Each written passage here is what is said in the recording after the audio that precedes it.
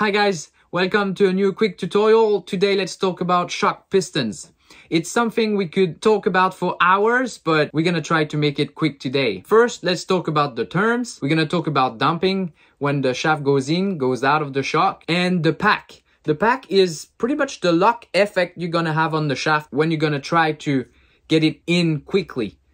It will depend on many different points of the shock pistons, and let's see now how we can work on that. First, let's talk about the diameter. Every brand on the market is similar but have some small differences, and the diameter of the shock pistons is one of them. We can easily understand that if the shock piston is a little bit smaller, you're gonna have more oil that goes around the shock piston and less into the holes that we have into it. A smaller shock piston in diameter will give you a car that is more predictable, easier to drive, but a little bit less nervous, less aggressive, and it will take more roll. So the car on a fast lap might be a little bit slower, but it will be also easier to drive. Then the shape.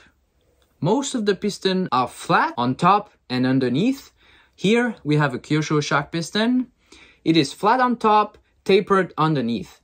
The effect, it will have a good amount of pack when you land a jump, for example, but the shaft will go out of the shock a little bit quicker. It has a pretty much similar effect to the double effect shock pistons, the valves that you can hear about, but it's more predictable, easy to adjust, and to me, it makes the car a lot easier to drive in the bumps because the wheel is more attached to the ground when you accelerate. Now, let's talk about the number of holes and the diameters. Let's make it quick today because we are in a quick tutorial, but I really invite you to read our blog because I went a little bit further in the details of what is it gonna change if we have the same amount of pack with more holes or less holes. But basically we will always adjust the diameter of the holes to the number of the holes. So for example, if we use an 8-hole pistons, the diameters are going to be between 1.2 to 1.4 millimeter for a 1/8 buggy. If we are using a 5-hole piston,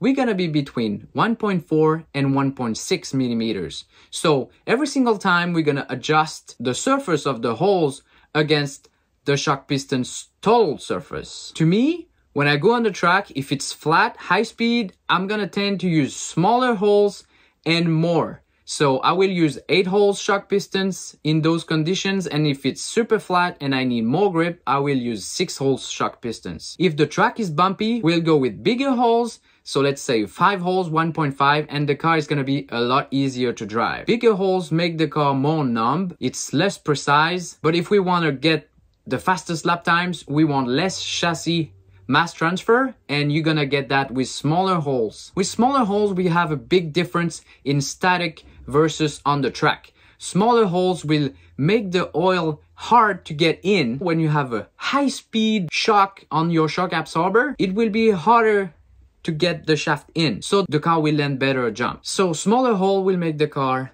more precise. When you use bigger holes, you will have less difference between static on the table to the track. Once again, you can check our blog article and you will have all those details, and it might be a little bit easier to understand today. I hope you're still learning a lot with our tutorial. And once again, if you have any question, let me know. See you, bye-bye.